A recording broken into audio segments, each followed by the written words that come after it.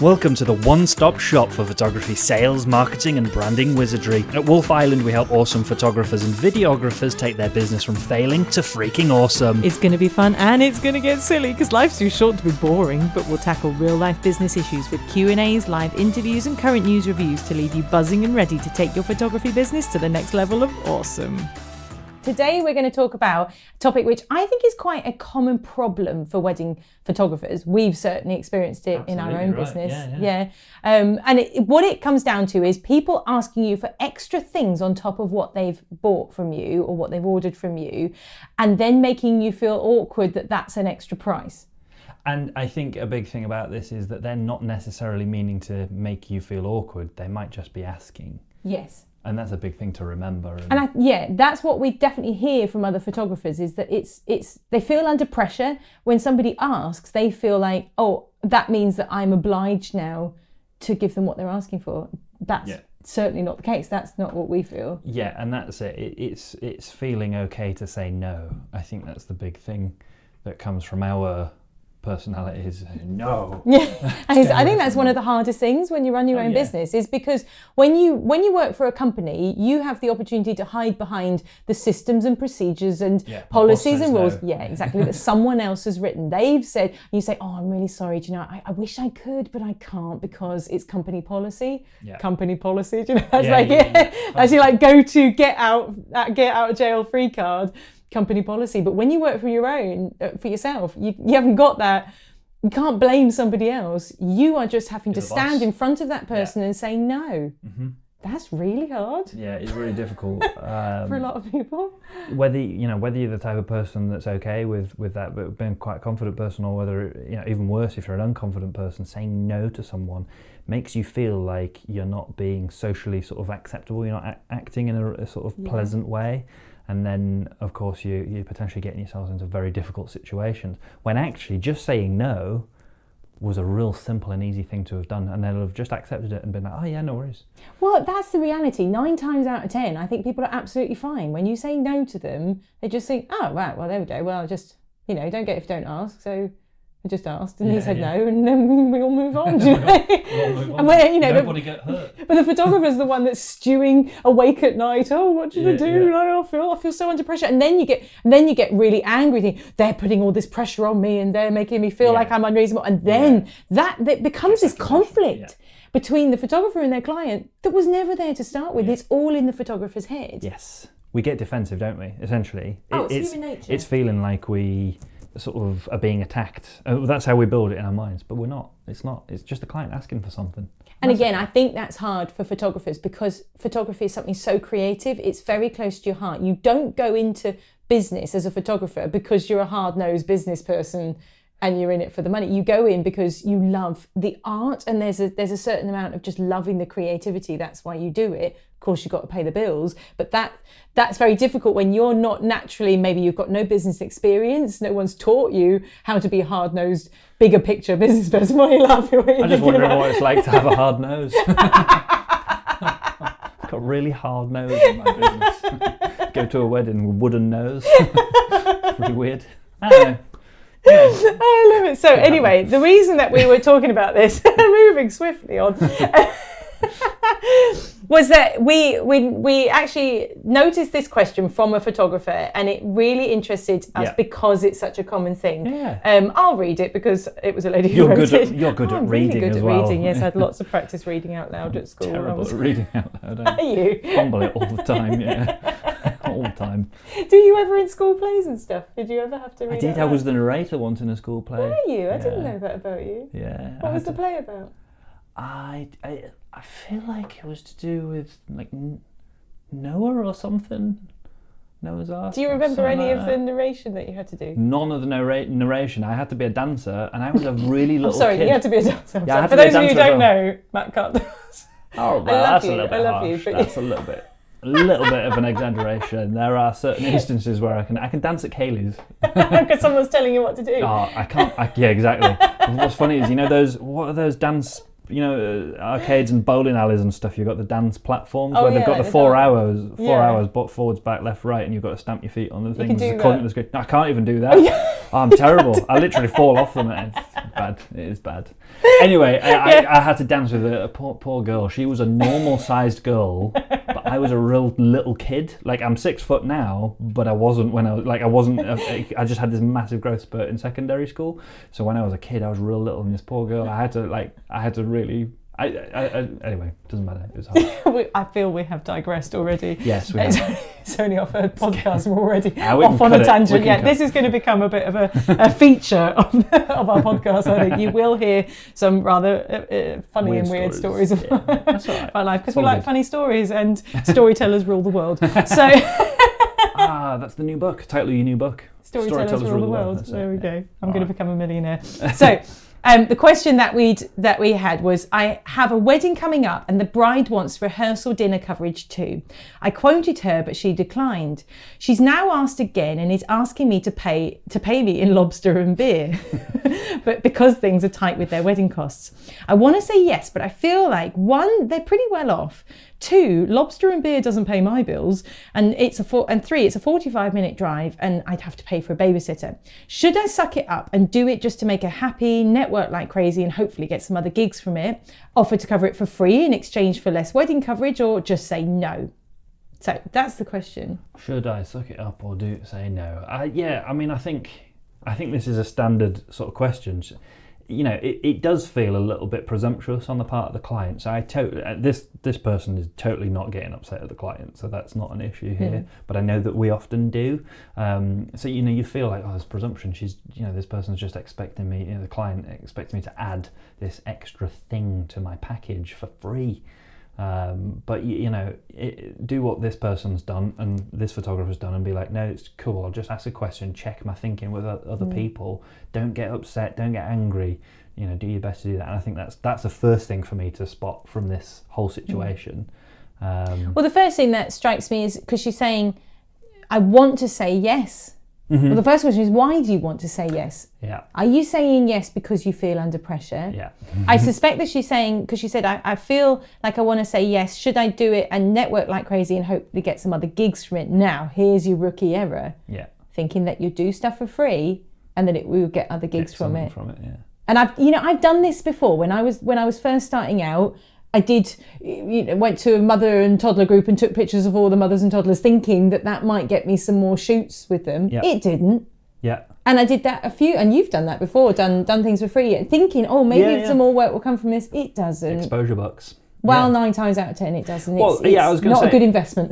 When she says other gigs, I'm assuming she's more thinking sort of wedding gigs, and the thing there is, I think in 5 years of full-time wedding photography business, that's all I do, and I do a lot of weddings. I think I had one bridesmaid who talked on the day about her getting ready and then booked me afterwards. But so the thing it's is, super unlikely that that's ever going to happen. But also the thing is, she's already photographing the wedding. Mm-hmm. So you've already got all those network opportunities. True. This is not extra networking opportunity. Yeah. You're already doing it. Yeah, you're already doing it tomorrow. So you haven't got any extra marketing opportunities because you're already going to meet all of those people. Yeah. So what other reason is there to do it other than feeling like you're under pressure? So that's what we're really needing to tackle, is what you do when you feel under pressure to do something. So the first thing is that if you were to go back in this scenario where you've already quoted them, they have said no, they're now coming back saying, could we negotiate the price? Could you do it for cheaper? Yeah. In this case, for a bit of dinner. It's not really much of an offer, but 45, it happens. Yeah. If you were to then go back and renegotiate the original offer, but with less money, all you're doing is devaluing your original quote. Yeah. You're basically saying that thing wasn't worth what I quoted you in the first place, and that makes it seem like you're ripping people off. Yes. That you're just trying to get money out of people. No, the fact of the matter is that price is there for a reason. You have, or should have, calculated exactly why you're charging what you're charging. Yeah. And so you know that there's no room in there. It's not, you haven't just plucked a number out of the air. This is the cost of running your business.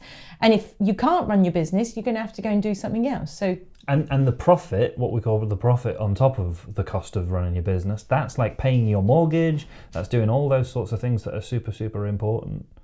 These aren't just numbers that you're just trying to rip people off with. There's a reason that things cost the way that they do. You've got to remember that if you're discounting or doing something for free, you that's costing you being able to pay your bills, support your lifestyle and what have you. Hi, Jeremy. That was our half dog cat Jeremy who just ran across the table. He will probably also become a regular feature of our podcast. He is a nut job. And you? Are you a nut job? Yeah, he is. I can see it in his eyes. Yeah. So the other thing is that when they say that money is tight, now this is one of my little pet topics. If you get me talking about this, I'll talk about this for a long time. When people say that they don't have the budget for something, what they're actually saying is that they've spent the budget on something else, or that they would prefer to spend that money on themselves. That's the reality. They don't want to spend the money on your services because they prefer to spend it on something else. Yes. That budget has already gone on something else. I can pretty much tell you that she said she thinks this couple have got a lot of money. I bet you their honeymoon's not cheap. Yeah, absolutely. That's the reality. People find money for the things that they value as important. For them, it might be an expensive dress or an amazing honeymoon or gourmet food for their wedding. And so just because people tell you that they're tight on budget, don't let that make you think that this is a case for charity, that they are in dire situation and you've got to go out of your way to give of your own life in order to support their life. No, what they're saying is they would prefer to spend the money on something else. Now, when you think of it like that, and that is the reality, and that is the way you need to think about this, that puts a totally different spin on it. Yeah. That's what gives you the confidence to just say, no, this is how much it costs. Let me know. If you'd like to, because they've got the money. If it's always an option on their part. If they want something, it costs something, and they just present them with the option. And it's not just assuming that it's being demanded necessarily. They can reshuffle their budget. They can do all sorts of different things in that scenario. Yeah, life is made up of choices. Yeah. You can't have everything you want. That's just the reality. You have to make a choice. What are you going to spend your money on? Yeah. And so all you're doing is you're giving them the option. This is how much it would cost if you would like this. Yeah. And they can go away and make the decision. Don't feel under pressure. You've got to give them stuff for free. No, all they're asking for is for their options. I think that's the reality. And they're asking for their options. Yes. She's saying, can we pay you in food? Now, she's not trying to put pressure on you. She's asking for what her options are. Yes. So don't get defensive, don't get bitter. That's the first thing. She's just asking. So she's saying, basically, is this an option? Well, the answer is no. It's not an option. No, it's not an option. No. It's not a problem. We're not going to make a big deal out of it. You've asked. We actually live in Newcastle, the north of the UK. We have a saying. I can't say it with a Geordie accent. You're better at accents than I am. Shyburns getting out. Shyburns getting out. Oh, I literally sounded exactly the same as you. Yeah, that's because the whole country say that phrase. Do they? No, they don't. No, not in the south where I'm from. We never said that. Everyone in the north, and I'm so my accent is completely. So everyone in the north. In fact, everyone in the country. My grandma said it to me literally a week ago. Did you? So I just like the way you said everyone in the whole country, i.e., everyone in the north. Because to somebody in the north, the south doesn't count. Well, that's the same in the south. The north doesn't count, right? So Shyburns getting out. Basically, you don't get it if you don't ask. What's the harm in asking? So that's all she's doing. She's just asking, is this a possibility? Yeah. And the answer is no. So you just very calmly, very confidently, very warmly, this is the key, keep being warm, keep being personable with them. The answer is no. Really sorry that I can't accommodate that. Because, and I think it's legitimate to give them options of things that will work for you and them, and that is, in this instance, it'll cost X amount of dollars for me to come for this extra thing, and that's how much it'll cost. Now, I do like actually what she's done, because she's doing what you suggest, which is try and find something that you can offer them. So the way I think about it when it comes to customer service, the answer is yes, even if it's no. And what I mean by that is, because I say no to clients a lot, but what I mean is I want to try and find a way that I can actually say yes. even though the answer to their original question is no. So I'm presenting them with something, well, what about this? And what it does is it makes it clear that you are willing to be flexible. You're willing to accommodate their priorities, their needs. And so what this photographer is saying is, what if I was to offer to cover the wedding breakfast in exchange for reducing their wedding day coverage? Yeah, I think that's perfect, because you're showing that you're trying to be adaptable. Yeah. Okay, they don't want to pay.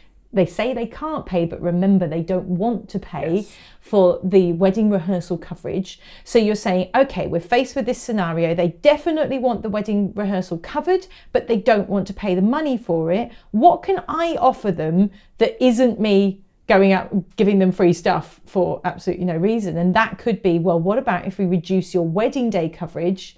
Now we've got a 45-minute drive, plus all the prep time, plus the coming home, plus a little bit of... So you're looking at quite a few hours. Yeah. So you're going to have to be reducing it by... Go from a full day to a half day, really. Why, 4 yeah. hours, 4, maybe even 5 hours. I would say, at least 4 hours you're needing to reduce it by. So, and that's not an ideal option, but you're giving them an option. You're giving them it. That's the important thing. You're giving them an option, and it's not an ideal option because what they're asking for is a big commitment. It's not a small thing that they're asking for, and that reflects in the fact that you're saying, what about if we knock 4 hours off your wedding? Quite a lot to pay knock me off. or we'll do half of your wedding. Yeah. That's your options, or not at all. And that's the other thing to remember, not doing the thing that they're asking at all, that's the final option, that's the last option as well, and that's okay, and like you said, say it warmly, give the options, boom, you're good. Like, most people are totally cool with that. I mean, I've never had anyone that I've had to say no to even care. And that's the thing. And just to encourage you, because we've been doing this for a long time, so we've got a lot of people that we've interacted with. And I had a wedding client last year, and I was finding it a little bit difficult, to be honest. She kept messaging me because they were having a traditional ceremony, but they were also having a cultural ceremony too. And so she was saying that they might do it the day before, they might do it on the morning of the wedding. How much would it cost for this? How much would it cost for that? And so I'm giving quotes, and she keeps coming back, what if we did this? What if we did this? What if we did this? And it was quite, we're quite a few hours we're talking, emailing backwards and forwards. Yeah. And I was having to be really strict because she kept saying, well, we'll just do it a couple of hours earlier, but not mentioning anything about pay. So I'm having to be really strong, saying, absolutely no problem. That will be an extra, as discussed, this would be, as I mentioned earlier, that became like a main feature of our emails, was me saying, as I mentioned earlier, absolutely that would cost, I was having to bring up the awkward issue of being paid extra. And I felt like, because I'm naturally a people pleaser, I want to make people feel happy and accommodated. And I'm really feeling like, I seem like I'm being really obstructive here. Yeah. I feel like I'm being selfish. She's just asking for a little thing, just an extra hour or an extra 2 hours. But I know in reality, I don't want to work like that. I want to be paid enough that I can go above and beyond if I need to. Yes. If I'm running to the wire with things, that's when I'm going to start getting bitter. If it's running over and I'm feeling like I'm not even getting paid for this, I can be gracious and I can be generous when there's a profit and a good profit buffer in my pricing. Mm-hmm. So I had to keep being strong about this pricing. I'm a little bit nervous. So I go to meet them the day of the wedding. And so the day before the wedding, I don't really know how this is going to go. Matt had come with me because it was actually a wedding in Italy, and I was feeling, I don't really like driving on the other side. I was your chauffeur. You were my chauffeur. Yeah, I was your chauffeur. It works out well for me. I like that. Yeah. So Matt chauffeured me to the wedding venue. Better to do. Yeah, so Matt came in. They were absolutely lovely, weren't they? And wonderful. Not only that, they loved Matt so much they invited him to come to the wedding and sit with the guests. Like, I don't know how much that cost. You didn't even have a smart shirt with you. You just had like a check shirt. We sent them a picture saying, this is the only shirt he's got. Like, I hope he's not going to bring the tone of your wedding down. Do you know? Are you sure this is okay? 100% cool with that. Yeah. So they're absolutely lovely. Yeah, really generous. Gave you a meal, as well as feeding me, and paid the extra money for the ceremony that they needed. Yeah. So it turned out it was absolutely fine. So all that time that I've been worrying, are they thinking awkward? This? Yeah. Are they thinking that? Actually, it turns out all they were doing was discussing their options. Yeah. And that's all people are doing when they're asking you. And that's why it ends up being okay to say no. Yes. because people are literally, just, the vast majority of the time, are just verbalizing with you, is this a possibility? Is that a possibility? Is this a possibility? Yes. You've got to be strong to say, well, no, but these are the options.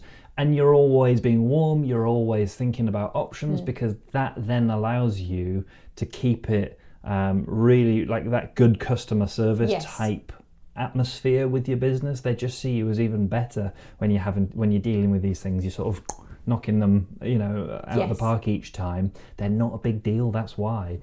Some people will be demanding, and I think you've got to be sensitive to that. But you can really get from the tone. When you feel like it's horrific, that's when you know they're being even demanding. if people are being unreasonably demanding and they are putting pressure on you, there's no excuse to not be calm, not be professional, 100%. Not be warm and friendly. Assume the best in people, even if they seem like they're being really obstructive and awful. Assume the best in them. Speak to them as if this is all going to end well. And it probably will. And it probably will. And it probably will. And it's probably more important to stand up to and be professional and courteous and warm and give options to the people who are genuinely demanding and sort of a little bit like difficult to work with. Because the more you stand up to them, the less they then continue to demand and try and get stuff out of you. So you just can never get away. You've got to get used to being warm, being courteous, and being okay with saying no to the exact thing that they've asked for, and then coming up with 3 options. With something that you can offer them that's within your capability and within your pricing structure. And some of those things are completely unreal. Like, they would almost certainly never want to do that. Like this particular case, do you want me to knock 4 hours off of your actual wedding day?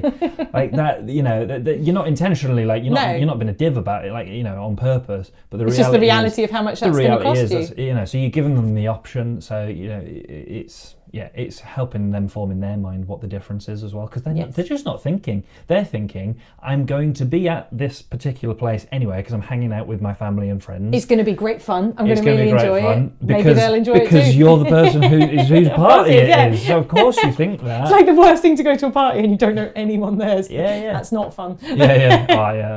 Well, yeah, I've had to do that a few times actually at weddings. You sort of show up and you think, oh, am I going to just not know? I usually end up having a real good time with people, but it can happen. Not enough to not get paid. Yeah, definitely not enough to not get paid. Not enough lobster in the world not to get paid. Wow, there isn't. The other thing I was going to say about this as well is, thinking about what we've been talking about, there's a set response to this, whether they're a demanding person or whether they're, just a normal chilled out person exploring their options with you. There's a set list of things, be warm, be courteous, say no and give options. But the other thing as well is, in this one, that there is an assumption that they're well off, this particular couple, and you have no idea what their financial situation is. And then whilst this couple, you think they're wealthy, the next couple might be like real hard pressed for cash, and therefore you then just assume you need to be generous for no reason. And the discussion about charity is a completely different discussion. The reality is when you're running your business, you have to be able to run your business afloat, actually make the money you're supposed to make. So really, really, I can't stress this enough, do not try and guess or take for face value what people say about their financial situation and said wedding, because that's just such an open opportunity for miscommunication and assumptions. And you know what they say about assumptions? Oh no, here we go. They make an ass out of you and me. Assume. You, me, it's brilliant. And if your clients genuinely don't have the budget, we are living examples that doesn't mean that you don't prioritise the money for the things that are important. Because absolutely right. When we got married many years ago, it makes it sound like we're really old. Maybe I am. I feel like I'm old. Help. Yeah, maybe. You're supposed to tell me, oh, you look as young as the day you met me. As the day I met you. That's the one. Yes. But we didn't have hardly any money when we were getting married, and we were having to budget for what was important to us. So we spent, was it a third, possibly almost half of our entire wedding budget, and that included rings, honeymoon, everything, on our photographer. Yeah, a third. That's right. A third. On our photographer, but that's because we loved I wasn't even doing photography at that point. You'd started, but I could just see how much of a difference photography made to a wedding day, and I was prepared to spend less on everything else in order to get those photos that make it look amazing that I've then got forever. So I got a wedding dress for £100. My bridesmaids chose their own wedding dress. I didn't even get a say over it. We had a bring and share buffet for our wedding breakfast. We just got ditch the food. I didn't even carry any flowers. I bought 12 flowers from Marks and Spencer's, and my bridesmaid carried one each.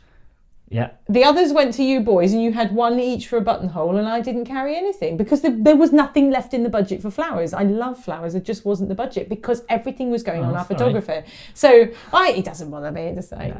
I created a plan around it. It was fine. But it's the fact that for us the photography was important, and we made sacrifices in order to get the photography that we wanted. And other people can do that. Exactly. It's not beyond the realms of possibility to be creative with other costs with your wedding in order to create budget for the things that you value. And if somebody doesn't want to do that, that is their choice. That's not your problem, and that's not your issue. That's their choice. You just respect their choice and politely say no. Yes. So I guess to summarise a little bit then, if you do something for free, what you were saying earlier, you actually devalue the thing that you were charging in the first place, and it makes it seem like you've just pulled the number out of thin air. Yeah. And that's not good, because that just immediately makes it seem like you're ripping people off. No budget, having no budget... it's because they've spent that money on something else. They've spent it on their honeymoon. They've spent it on something that they're prioritising that's different. You need to remember that if they say they can't afford it, it's actually that they can't afford to value it. That's a different thing. That's a very different matter. Yeah. So just no matter how much they pull on the heartstrings, I've had it before, please, and this and that, and and you just then you turn up and they say they're going on a 6-month trip around the world. You're like, and you're like, all right, so you did I can't pay my mortgage this month, and you can go around the world. So just because they say they haven't got the budget, it's because they've decided to spend that on something else. Right. And the most important thing is, remember, when somebody asks you for something that you deem as unreasonable, all they're doing is asking for their options. Yeah. That's all they're doing. They're asking the question, is this an option? They may not have done it in the best way. They possibly could have phrased it better. Yeah. But at the end of the day, that's what they're asking. Is this an option? If the answer is no, the answer is no. Yes. And that's all right. So assume the best in them, be warm and courteous, give them the options, but do not be afraid of saying no to the exact thing that they've asked about. Head over to Wolfe-Island.com and become a resident to start transforming your photography business into the unstoppable success you deserve. And don't forget the Wolfe-Island Photography Business Exchange on Facebook, where you'll find the best discussions, support and meet other pioneers from around the world. Your dream client is waiting, and you've got what it takes. At Wolfe-Island, we're believing that this can be the best year yet for your business.